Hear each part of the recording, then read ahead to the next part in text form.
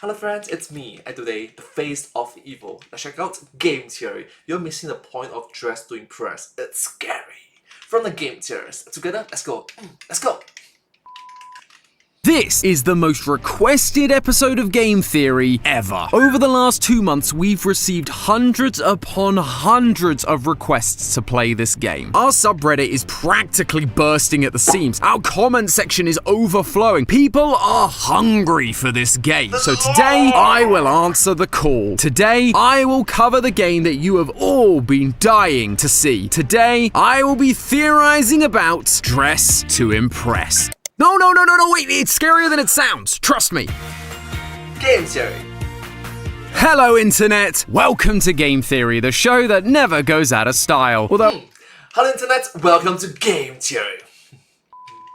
I became very unsure of my own personal style when I tried my hand at the Roblox game that everyone had been requesting I play, Dress to Impress. It seemed simple enough. You just pick outfits, hairstyles, get your nails done, all to try and match the chosen theme. Only for you to lose regardless because people vote on what's cute rather than what's on theme. How on earth is this kawaii? So I have to say I was a little confused why this was so requested. I thought maybe Amy and I could do a collab episode about the psychology behind why the theme didn't really seem to matter. But then your comments pointed something out, a book, and it would change everything. It turns out it's not just these outfits that are sus. What started as Okay, so it could be a collab. Game theorist and style theorist. Tom and Amy. Thank you. simple April Fool's update has now become 4 months of nearly daily updates across multiple games, all to tell a story of tragedy, betrayal, and revenge. And so, I've been following along, writing down my thoughts with each new update, theory crafting in real time to try and solve it. So, sorry Amy, no collab today because I gotta take a peek behind the fashion show curtain myself and find out what hidden lore is hiding inside of Dress to Impress. That's Okay, sorry Amy, sorry. And also, the law! Oh, the camera. Is it? Yeah! what you get for caking me. So, what is this random book that totally changed my perspective of the game? On the surface, it's just a simple diary entry from an NPC nail technician that the community has dubbed Nail Lady. Although, she doesn't seem particularly fond of that name. Fine, I guess we can still collab. You can do the voice. The world's not ready for my feminine voice anyway. Thank you, Tom. They just call me Nail Lady when I am so much more than that. My name is Lana, but no one calls me that. I'm gonna run away one day. Sounds pretty understandable, right? She just wants people to call her by her name, but that's not what got everyone's attention. What stood out was on the next page, where she writes that she wants to set fire to the studio and reveals a list of targets. She even has "dealt with" written next to some of the names. I mean, I'm sure we all have that one colleague we don't like, but offing them might be a bit overdramatic. Maybe. Though it turns out these... Okay! Hi Sandy. Hi...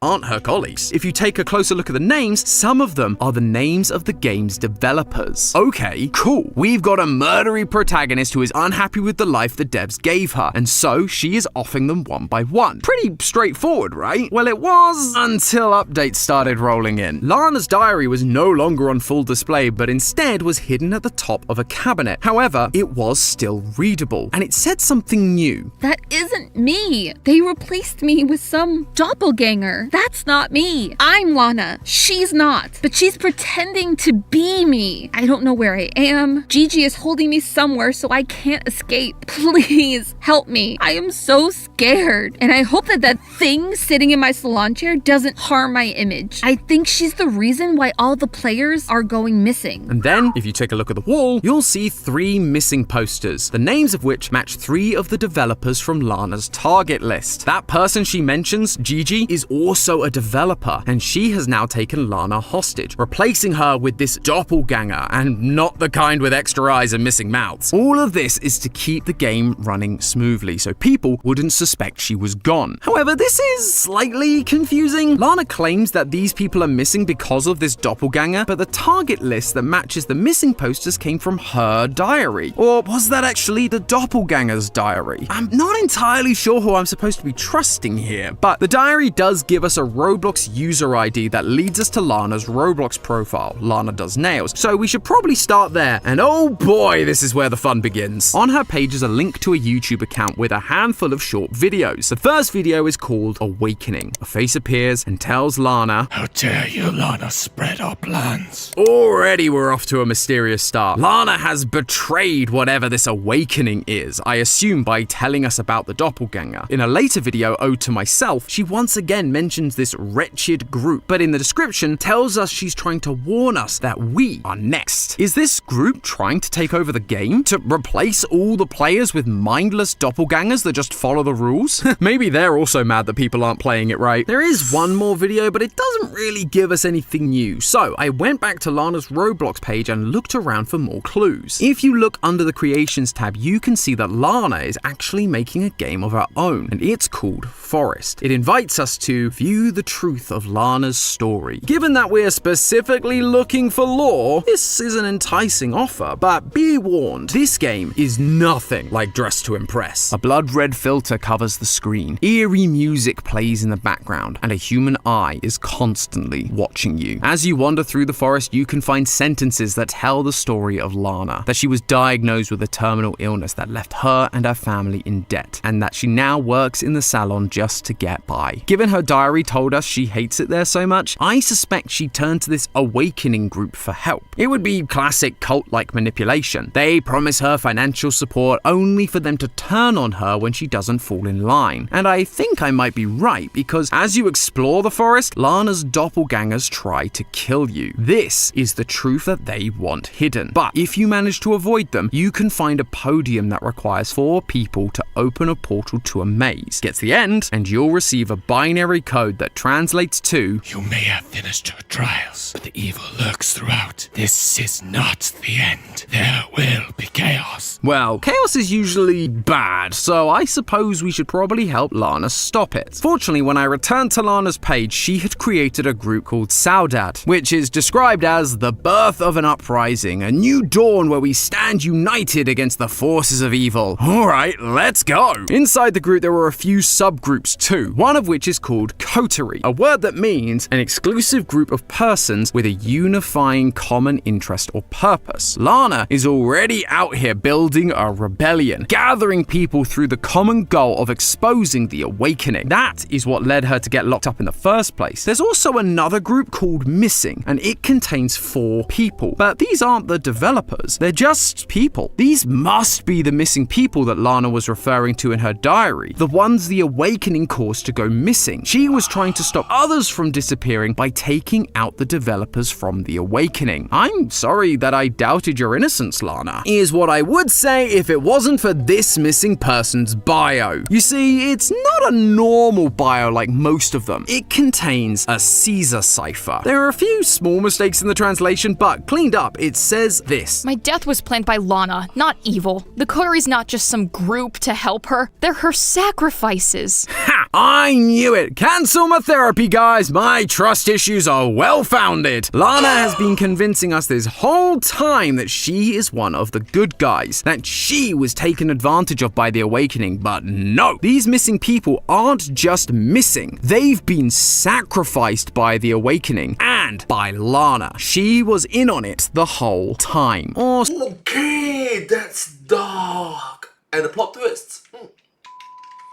so I thought, if it wasn't for Lana's next game, Questionnaire. Here she'd appear for live events to set the record straight. She confirmed some things like how the awakening lured her in by promising to pay off her financial debts, but as these live streams kept happening, her answers began to contradict that truth. Suddenly, she actually loved the nail salon, which means she probably wouldn't have turned to the awakening for help in the first place. She also started saying that they weren't evil, but people have been murdered. That's pretty evil. evil. Is she being coerced again? Nope. Red text appeared on screen and said, Don't believe her. Please. That is not the real Lana. and everyone got booted out of the stream with the reason listed as, I am the real Lana. The Lana we've been talking to was another doppelganger. The real Lana is innocent. But then Questionnaire got an update that added a house with a new version of Lana's diary that said this. Jayla's eyes are gone. Nicholas's heart is gone.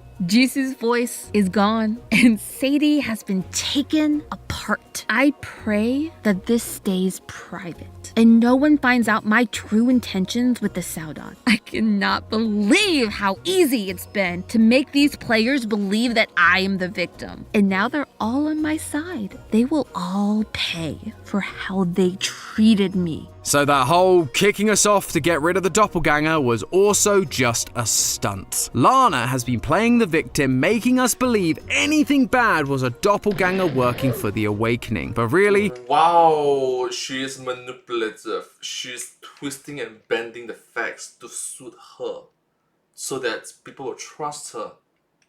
People will trust her even though she's doing some not good things.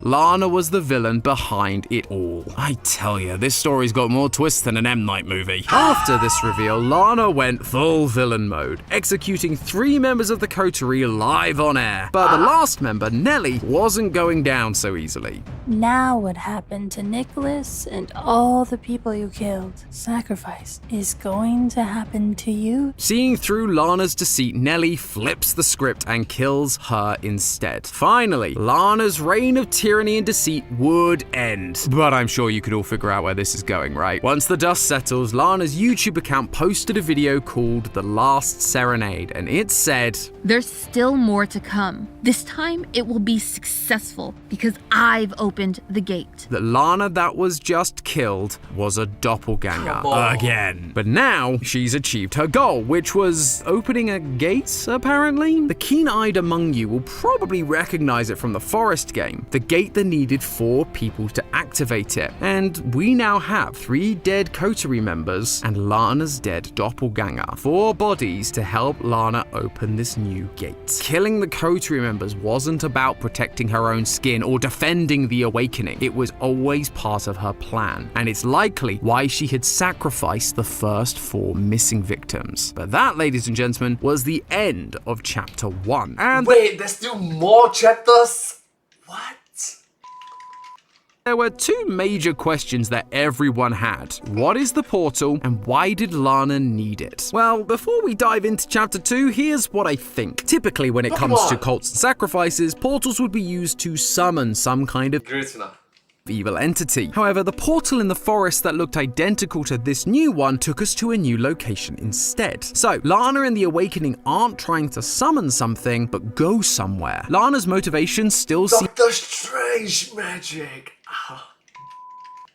tied to what we saw in her diary. She wants to burn the salon to the ground, and she likely still wants to destroy the devs who made her life so horrible. They designed her boring NPC life. They designed her tragic backstory. And so I suspect whatever lies beyond this portal will help her to achieve that. Maybe she needs to find some demonic monster to bring back and kill everyone. Or maybe this new world has some kind of item that can make her an all-powerful being, able to transcend the game and destroy the devs completely. Maybe it'd even allow her to enter our world. All of this would certainly fit with the culty vibes. But whatever the answer is, I gotta say I'm kinda hooked on this one. I know I've been sighing about the constant back and forth of doppelgangers versus the real Lana, but I'm just really impressed that there's this many twists hidden inside a Roblox runway simulator. So I just wanted to take a minute to say thank you guys for recommending this game to me. I'd have never known about this fascinating experience if it wasn't for you. So please, if you've got recommendations, please do let me know down in the comments below. I love getting exposed to new games, and I especially love covering games that I know that you guys want to see. But I should stop with all this mushy stuff because chapter 2 is here, so it's time to see if I'm right. After a little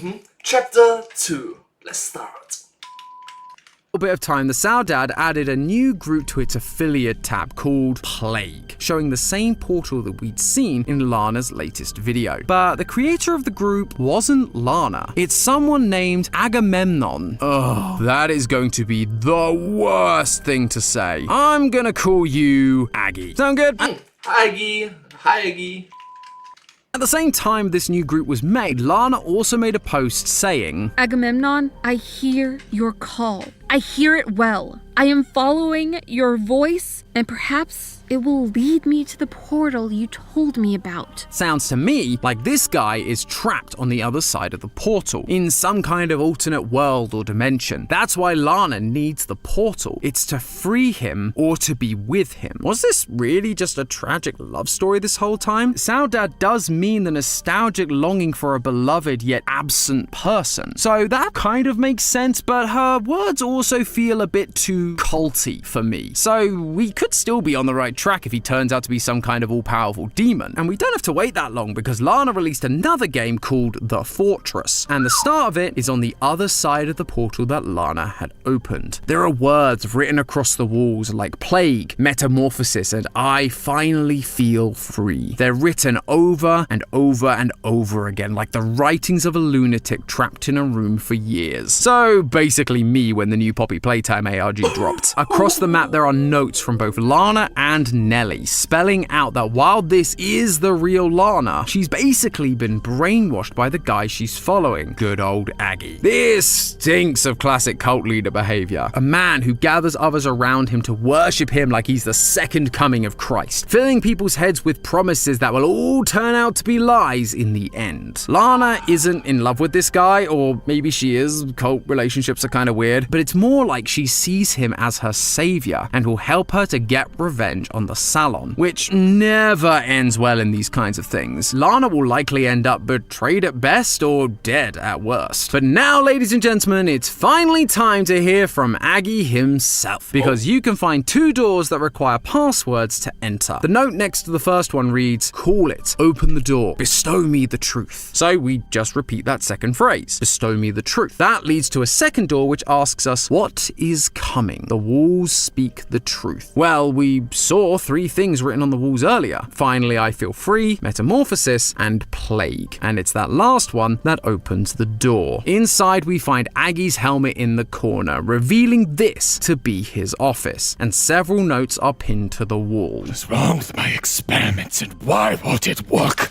Lana, perfect. I created a new Lana a few days prior, better and stronger. Aggie has been the one creating the doppelgangers, which makes sense. Thanks to them, Lana deceived everyone and was able to open the gate. But what did he mean Okay, that's dark. That's very dark.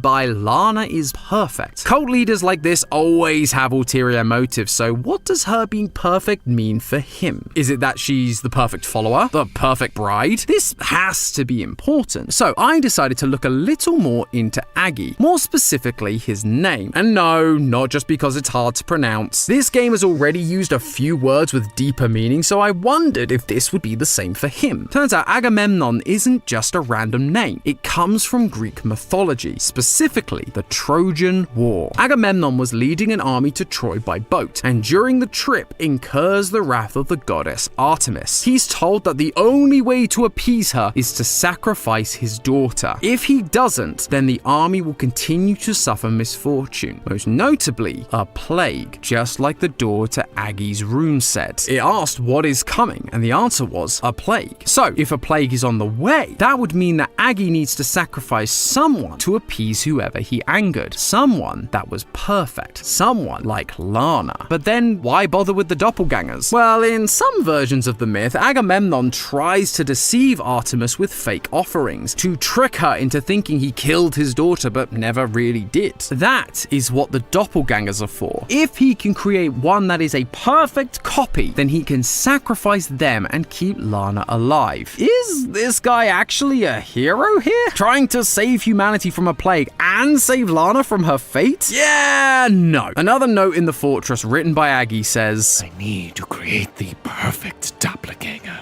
Lana will help me, and when all is done, I will get rid of her. And there it is. Thanks to Lana, he can kill her while also having a perfect doppelganger that has all of her influence while also following his commands. He would have full control of the Saudade and all of the users that are a part of it. At this point, I was feeling pretty good about the story. It felt like we had a backstory, a motive, an idea of where the story was moving towards. That wasn't until I discovered this note hiding behind the bookcase. It's so easy to manipulate those that are blind to others' tactics. While I feel bad, I just remember that Lana, the real one, is just a vessel that empowers me. Okay, so I guess he isn't going to sacrifice Lana? At first, I thought of the vessel as a container, something that stores something else. And given my theorizing in the indie horror scene, I wondered if she was going to become a vessel for someone else's soul. Maybe Aggie's daughter from the Greek myth, or maybe Aggie himself, but it all just felt like too much of a stretch. Outside of the myth, there's been no mention of a daughter, or really anything to do with souls. But then I remembered that vessel has another meaning. It can also be referencing a ship like Agamemnon used to sail to Troy. Lana isn't going to contain Aggie's spirit. She's just the metaphorical ship that he can use to escape this fortress. She's the one that opened the portal, something he couldn't have done without her. And now she's going to empower him to escape. But how? Well, in one note, he says this. I consume the parts Lana gives me.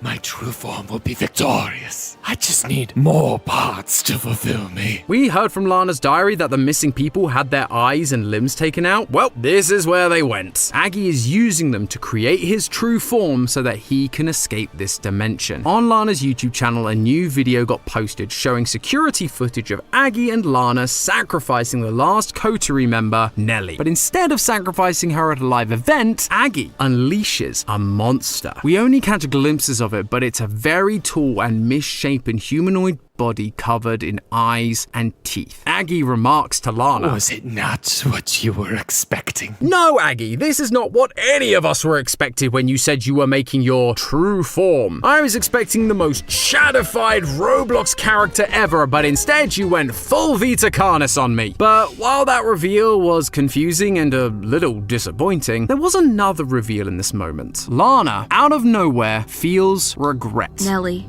I'm so sorry. In the livestream, she tried to kill Nellie with zero remorse, but in this video, she's apologizing. Later on, Lana begins sacrificing members of the Saudade group, Horizon, a group filled with real Roblox users. But if you look around the room during the stream, you can find some strange text above the chamber door, another Caesar cipher, and it says, I'm so sorry. I didn't want to do this to the Horizon, but A made me do it. This feels like a big shift in her personality. Until now, she's been freely killing people. Anyone that rebelled against Aggie, like the coterie, easy. But now, Aggie requires innocent people to be sacrificed. But suddenly, his hold on her began to fade. And then, she released one final game, Sanagen's Gallery, which in Swedish means Gallery of Truth. As soon as you start the game, you are met with a list of rules. But the most important rule is everything you see here is truth. Lana, the real Lana, is finally giving us her side of things. No more doppelgangers, no more lies, just her. There are a lot of photos of Lana in this gallery, but the deeper you go, you can start to find plaques next to them. Lana, the one who tells the truth, the one you should trust. Lana, the real one, the one that isn't in the chair. Vessel, you'll meet her soon. And Apple, once innocent, pure, and serene. Most of these make sense. Lana is telling us the truth here. The Lana in the livestream chairs has always been a doppelganger, and we've talked about how Lana is going to be Aggie's mean of escape, his vessel. But what is this apple thing about? The quote about losing innocence matches the Christian symbolism for apples, the fruit that was eaten by Adam and Eve from the tree of the knowledge of good and evil that made them lose their innocence. However, we've spent a bit of time looking at Greek mythology this episode, so I thought I'd have a look to see if apples had any importance there. And oh boy, do they! Specifically in the story with our good friend Aggie, the Trojan War. The story began because Paris of Troy had to choose who was the fairest goddess, Hera, Athena, or Aphrodite. He ends up choosing Aphrodite, but she actually bribed him by offering him Helen of Sparta as a bride. However, she was already married to none other than Agamemnon's brother, sending the two nations to war with each other. But the thing that forced Paris to choose between the goddesses in the first place was a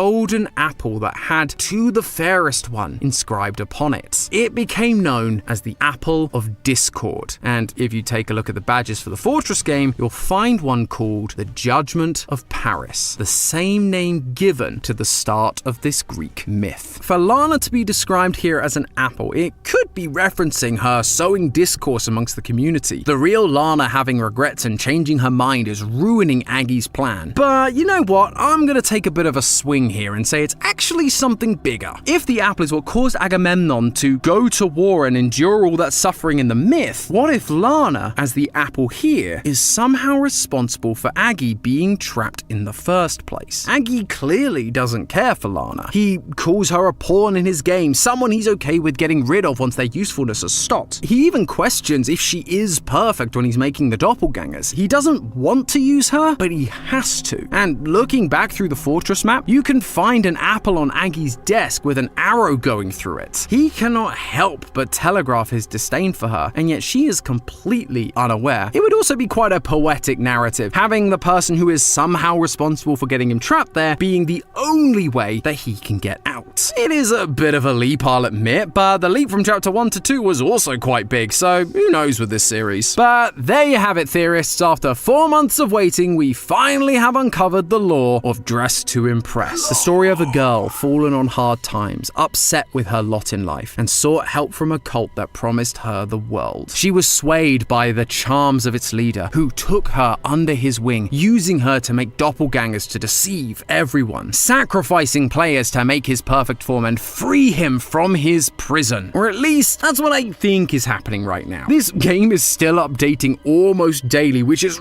really impressive, but as a little peek behind the theorist curtain, our scripts are usually written 2 to 3 weeks before you guys ever see a video. So when a game like this is updating so often, it becomes nearly impossible to make a theory that isn't gonna get debunked just days after I finish recording. Hi, Future Tom here. That is exactly what happened. There weren't as many updates as I was expecting, seems they're mainly waiting for the Halloween update, but there was a live stream where Lana clarified one crucial detail, that we were wrong about her being the vessel. Turns out the vessel is actually this fleshy room that you can find hidden in the corner of Dress to Impress that the community has dubbed the meat room. I mean, we only thought that Lana was this vessel because, you know, she was literally referred to as the vessel by Aggie. But okay, if this room is the vessel, what does that mean? Well, given all the references to the Trojan War, I think this meat room, this vessel, must have to be related to the famous vessel from that story, the Trojan horse, something that was able to sneak the Greeks into enemy territory and destroy it. This meat room is the vessel that will transport Aggie from the fortress into the world of Dress to Impress, into his enemy's territory, where his true form will be able to take revenge and destroy everything, just like in the myth. But don't worry, Lana isn't totally useless now. In that weird meat room, a key has also been added, one with the name Lana attached to it. So while she may not be the actual vessel, she's definitely the key to it. In Lana's latest YouTube video, she shows the Dress to Impress world, only now it's dark, red, covered in eyes, and we see another portal. I could see Lana or her doppelgangers doing one final sacrifice, one that will open up the portal and allow Aggie to escape his prison through the vessel, the meat room, and then he will be able to enact his revenge and turn the world into that hellscape we see in the video. The only other thing I'll note is that Lana seems to have completely lost her sense of guilt and is back to being fully gung-ho about taking over Dress to Impress. Given her past changes like this, I wouldn't be at all surprised if we have another doppelganger on our hands just lying to us. So who knows, maybe Lana will turn out to be the vessel after all. But regardless, I think we can all agree that this game is fascinating. I don't think anybody would have expected this level of storytelling from a game like this. So I tip my hat to you developers, keep it up. I for one am very excited to see where things go next. But in the meantime, remember, it's all just a theory. A game theory! Thanks for watching. And if you've enjoyed uncovering the dark secrets behind a seemingly innocent game, then you should definitely check out our episode on the very disturbing Lacey Games. Step through the portal, theorists. Well, thank you so much. I hope you enjoyed this video. It's very lore, filled with lore, so wow. But hey, that's just a theory, a game theory. Thanks for watching. And I hope to see you all in my next video. Thank you so much. Subscribe.